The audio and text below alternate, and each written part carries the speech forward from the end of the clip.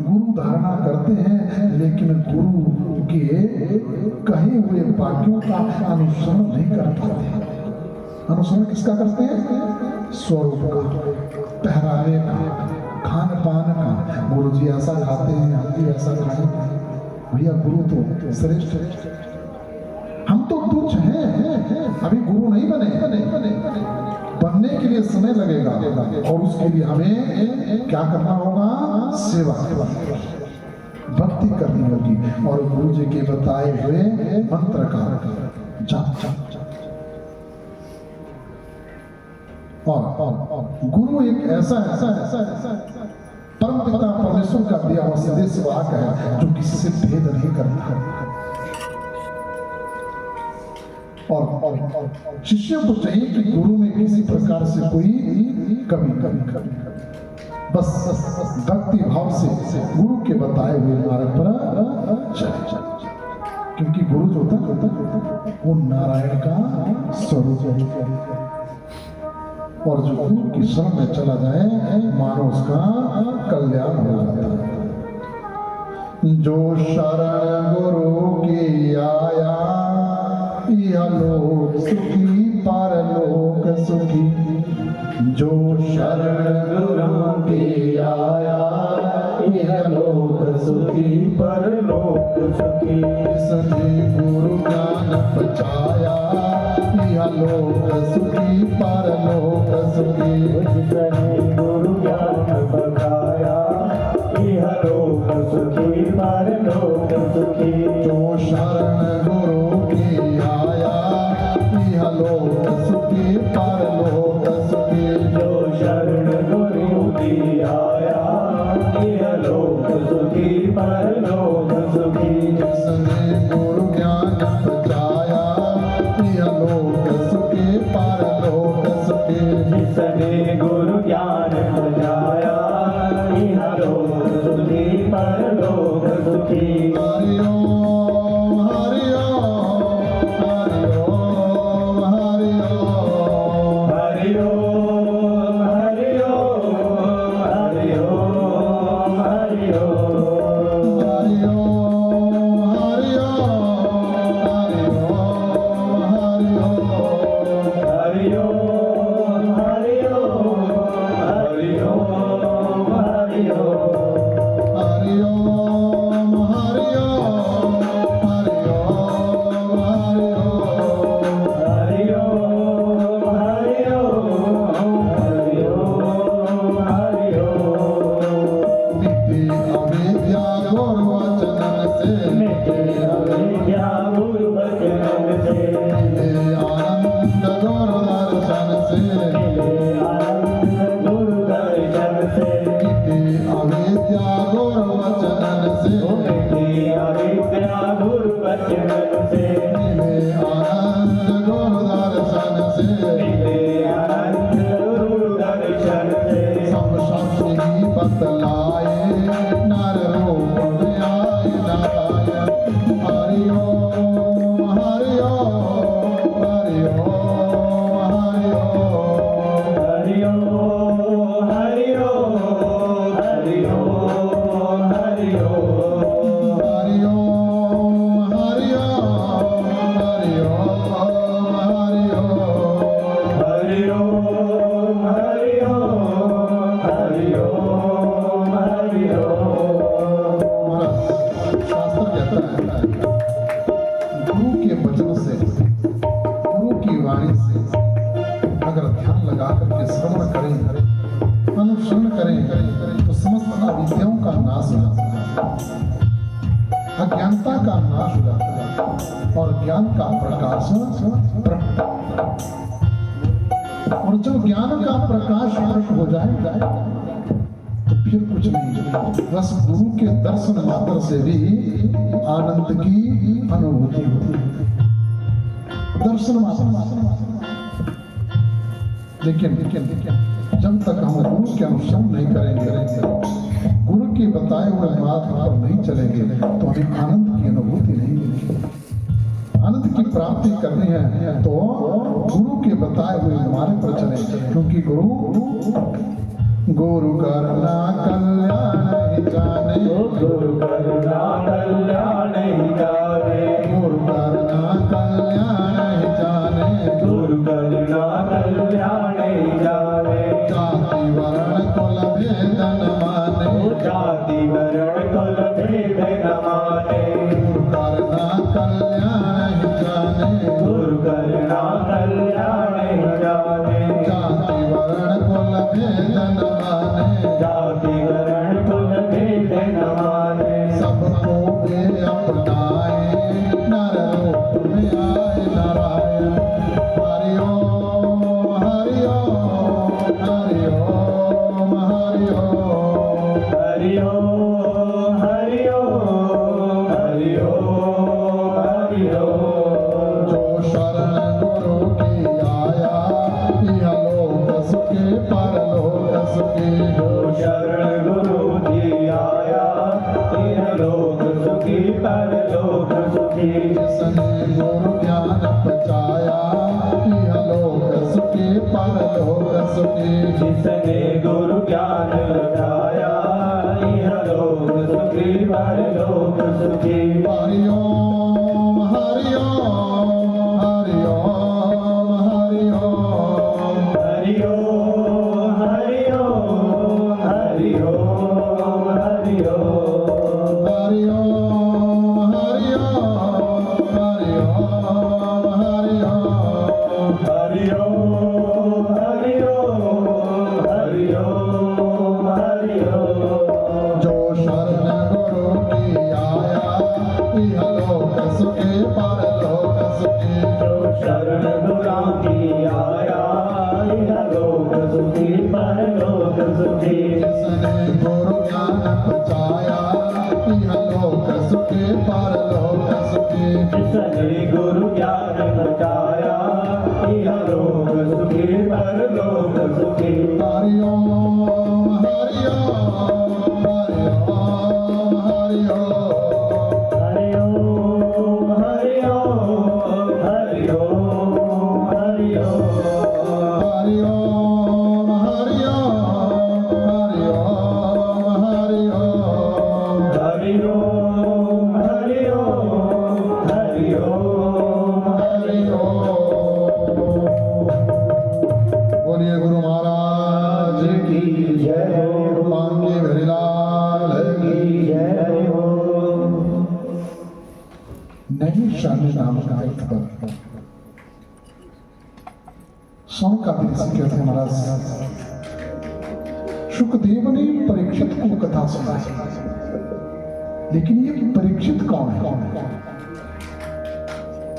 इनका जीवन परिचय हम जानना चाहते हैं महाराज।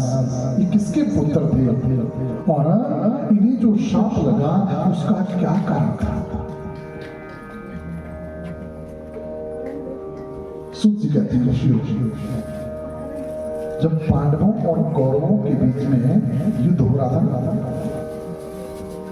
तो सारे के सारे कौरव मारे।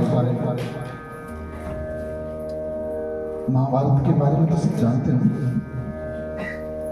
100 कौरव थे, 5 पांडव थे, लेकिन कौरव कितने मारे गए? 100 के 100। लेकिन पांडव कितने? बोले सारे के सारे बच गए। अब ऐसा कैसे हुआ? ये हुआ प्रभु की कृपा से। कहते हैं जब महाभारत का युद्ध होना था, तो दुर्योधन श्री कृष्ण के पास सहायता के लिए गए। महाराज युद्ध में हमारे पक्ष में रहे। लेकिन जैसे ही श्री कृष्ण के पास पहुंचे तो श्री कृष्ण सो रहे थे। दुर्योधन को डर था अर्जुन भी आ सकता है, तो मैं पहले बोलूं।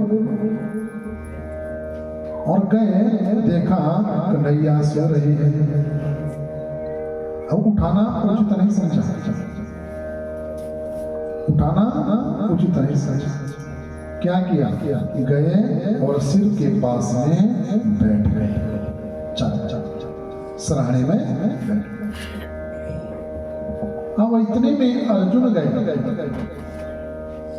अर्जुन गए तो देखा सिर के पास दुर्योधन बैठा है और कृष्ण सोए हुए।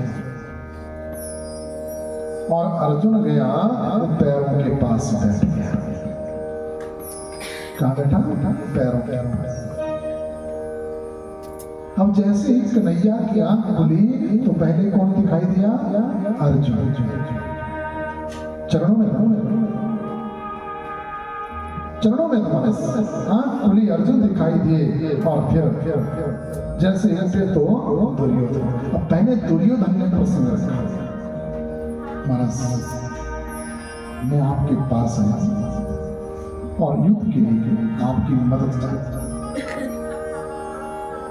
कन्हैया ने कहा दुर्योधन ठीक है, आप बताओ। अर्जुन ने भी यही वाक्य रखा। कन्हैया ने कहा देखो दुर्योधन, पहले मुझे अर्जुन दिखाई दिए, पहले मुझे अर्जुन दिखाई दिए हैं और इसलिए मैं अर्जुन के पक्ष में। तो देखो कथा तो हम कई बार सुनते हैं और शायद सुनी भी होगी, लेकिन सुनने मात्र से आनंद की अनुभूति नहीं है। इसको याद करके कुछ नहीं होने वाला। इससे क्या शिक्षा मिलती है? बोले भैया अगर कोई घर में बड़ा हो तो उसको जल्दी से उठाना नहीं चाहिए, अपनी छोटी सी बात को लेकर के। दूसरा, किसी बड़े के सराहने में नहीं बैठना चाहिए, सिर के पास नहीं बैठना।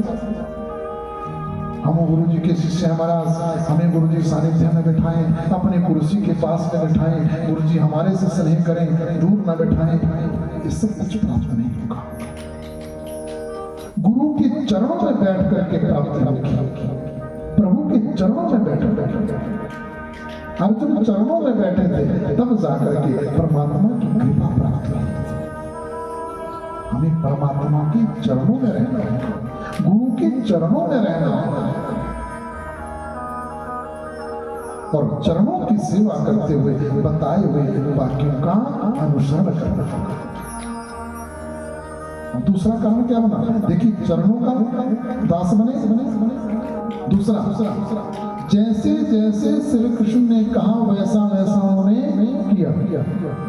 नहीं तो यूं कहते महाराज स्वामी हम हैं, आप सारथी हो, युद्ध हम कर रहे हैं, हम अपनी मर्जी से करें तो क्या होगा? ना जाने कौन सा नुकसान। लेकिन सब पांचों के पांचों पांडवों ने प्रभु पर समर्पण कर दिया और प्रभु पर समर्पित होते ही पांचों के पांचों बच गए, लेकिन कौरव एक भी नहीं बचा। जब तक हम अपने आप को परमात्मा में समर्पित नहीं करेंगे तब तक हमें कृपा दृष्टि प्राप्त नहीं होगी। इस कथा से हमें संदेश मिलता है भैया अपने आप को परमात्मा में समर्पित करें। अगर वो अच्छा करता है तो भी परमात्मा है, बुरा करता है तो भी परमात्मा है।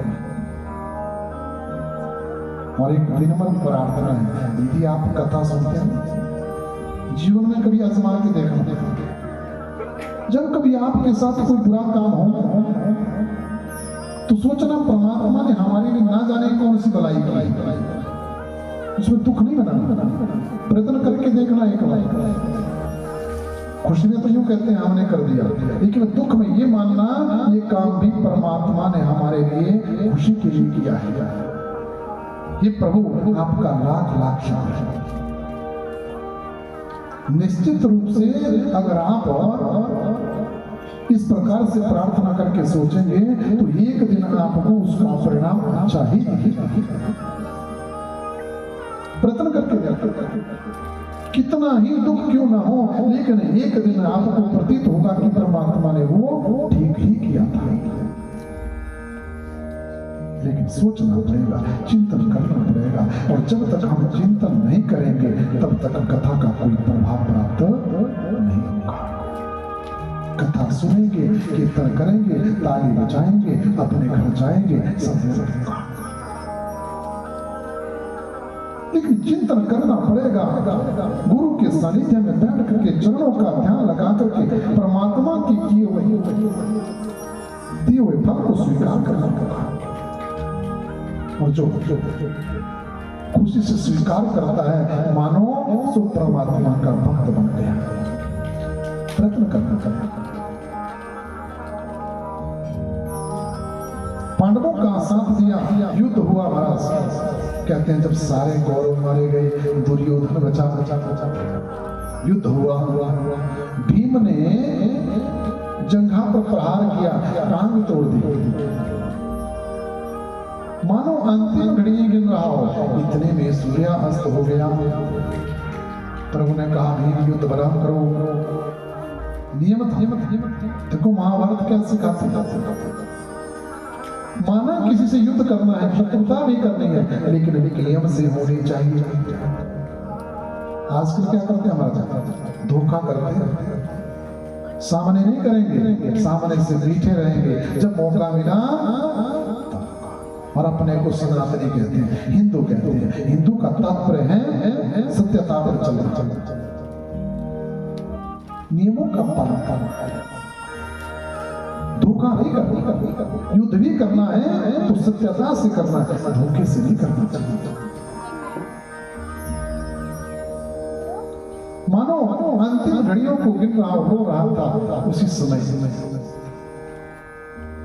भीम और कृष्ण शिविर में चले गए, लेकिन युद्ध में मैदान में दुर्योधन पड़ा है। और महाराज गुरु द्रोणाचार्य का पुत्र अश्वत्थामा दुर्योधन का बड़ा मित्र था। पहुंचा दुर्योधन को देख करके बड़ा बेचैन हुआ, पूछा अरे मित्र मुझे बड़ा दुख हुआ है, सारे के सारे कौरव मारे गए। क्या कह रहा है, सारे के सारे कौरव मारे गए। अब बताओ ये सुख देगा दुख देगा? जैसे कि आप हमारे भारत में भी बड़ी विजृंभणा है, खास करके गाँव में कोई बीमार हो ना, किसी को अधिक बीमार हो जाए तो दो चार इकट्ठे चलती है महीना, फिर बैठ जाएंगे। बीमार सो रहा होगा तो उसको उठाएंगे, तेरे से मिलने आएंगे। अब बताओ बीमार ठीक होगा, बीमार होगा? एक तो वो रेस्ट कर रहा था, उठा दिया। फिर क्या पूछते हैं, क्या बताया डॉक्टरों ने, ठीक होगा कि नहीं? एक तो बीमार हो सकता है वो अपनी बीमारी को भूल गया था, लेकिन आपने क्या किया, याद दिलवाया। क्या बताया, कौन सी बीमारी है, और फिर क्या क्या परहेज बताए, क्या क्या खाते हो। वो बीमारी बार बार रिपीट करनी ताकि दुख और कई बार तो यूं कहते हैं महाराज ये बीमारी तो ऐसी है, उसको हुई थी वो भी गया। तो बताओ बीमार आदमी क्या सोचेगा?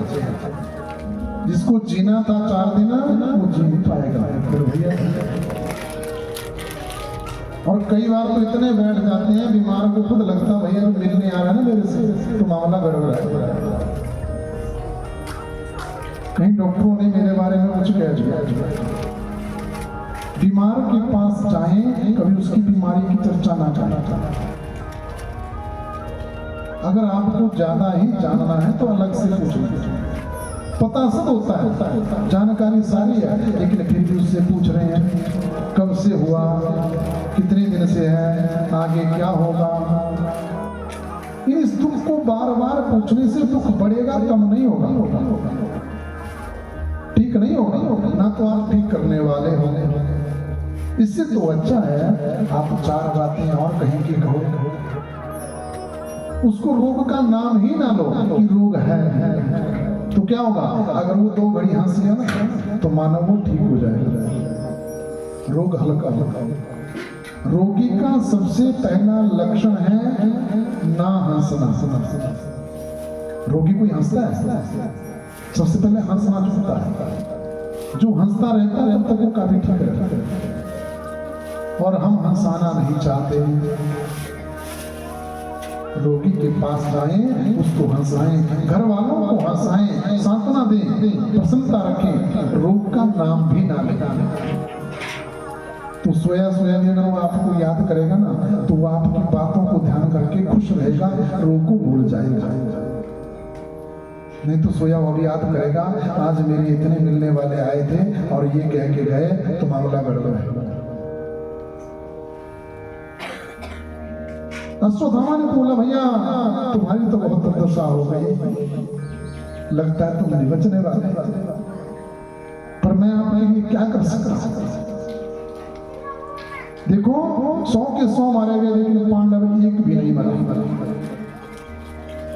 दुर्योधन ने कहा, हाँ भैया मैं भी यही सोच रहा हूं, कम से कम एक पांडव तो मर जाता है तो हमें लगता है कि कोई तो मरा, 5 में से एक भी नहीं मरा। अश्वत्थामा ने कहा, भैया चिंता मत करो, आपकी अंतिम इच्छा मैं पूरी करूंगा, आपकी अंतिम इच्छा मैं पूरी करूंगा। नियम से नहीं तो छल से सही, कल का उगता हुआ सूरज 5 पांडवों में से एक भी नहीं देखेगा।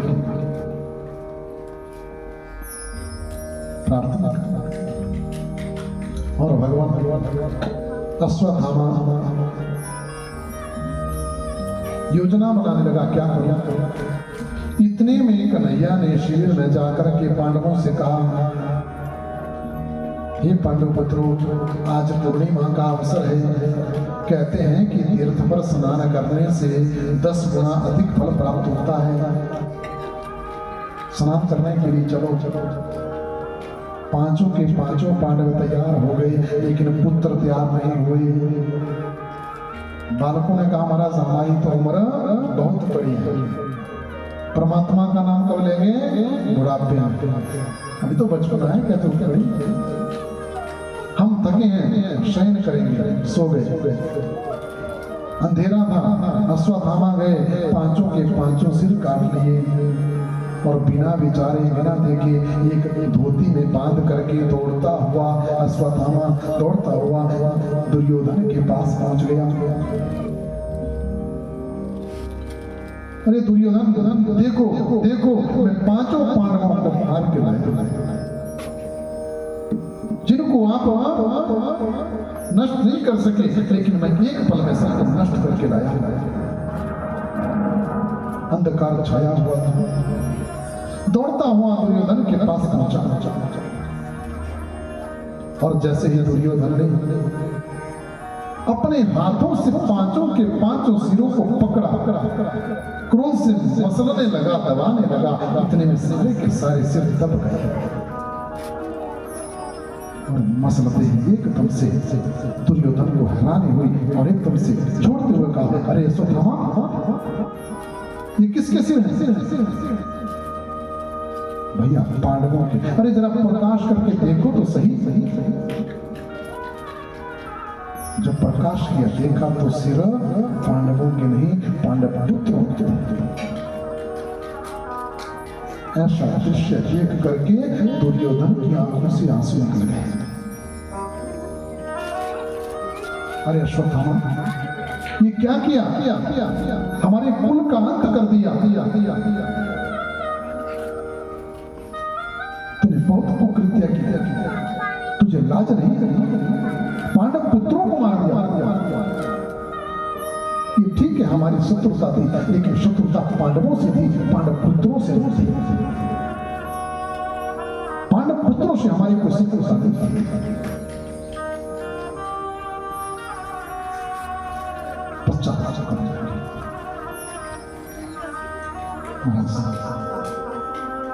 दुर्योधन का ये वाक्य बड़ा आश्चर्यजनक है। कहता है पांडवों से शत्रुता थी, पांडव पुत्रों से नहीं। शिक्षा क्या मिलती है हमारा? अगर भाई भाई में शत्रुता है तो संतान तक मत ले जाओ। भाई भाई में कोई मतभेद है, परिवार में कोई मतभेद है तो अपने संतानों तक मत ले जाओ। हम क्या करते हैं? संतान को ही रोक देते हैं। बोलना नहीं है, जाना नहीं है, खाना नहीं है, पीना नहीं है। और कई बार तो इतनी लंबी हो जाती है, बोले जी हमारी उनसे नहीं बनती। क्यों? बोले पता नहीं, पहले कभी झगड़ा हुआ होगा तब से हमारी बनती नहीं। ये शत्रुता आगे से आगे चल रही है। दुर्योधन कहता महाराज नहीं, हमारी शत्रुता पांडवों से थी, पांडव पुत्रों से नहीं। उन्होंने क्या बिगाड़ा? इधर महाराज पांडव स्नान करके पहुंचे तो देखा, द्रौपदी को पता चला, चिल्लाने लगे, अत्यंत दुख हुआ, सब शोक में बदल गया। और अर्जुन को एकदम से क्रोध आया और प्रतिज्ञा ली, पुत्रों के हत्यारे को पकड़ करके लाऊंगा, मार करके लाऊंगा, और उसके ऊपर बैठ करके द्रौपदी के आंसू पोंछूंगा।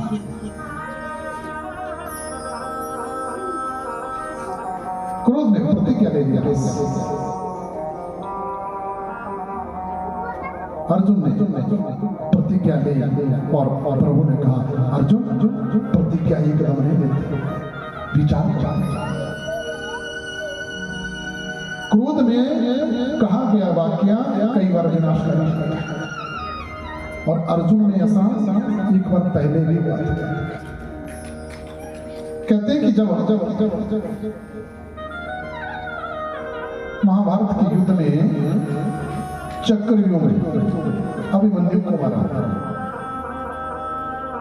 तो 7 योद्धाओं ने मिलकर के मारा, और मारने के बाद जयद्रथ उसके मरे हुए शरीर पर लाते मारी और चलते चलते थूक भी दिया। ये पता अर्जुन को लग गया। अर्जुन को बड़ा क्रोध आया और अर्जुन ने प्रतिज्ञा ली, बोले मैं प्रतिज्ञा लेता हूं, आज का सूर्यास्त होने से पहले पहले जयद्रथ का वध कर, और यदि किसी कारण में वध नहीं कर पाया तो स्वयं जल जाऊंगा, चिता बना करके जल जाऊंगा। ये प्रतिज्ञा ले ली अनायास।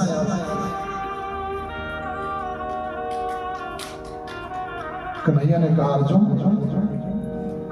अनायास प्रतिज्ञा लेना विनाशकारी है। आपने जो प्रतिज्ञा ली इसमें सोचा नहीं, आपने कभी चिंता नहीं की, क्योंकि जयद्रथ को मारना कोई आसान काम नहीं है जो एक दिन में मार लोगे, और यदि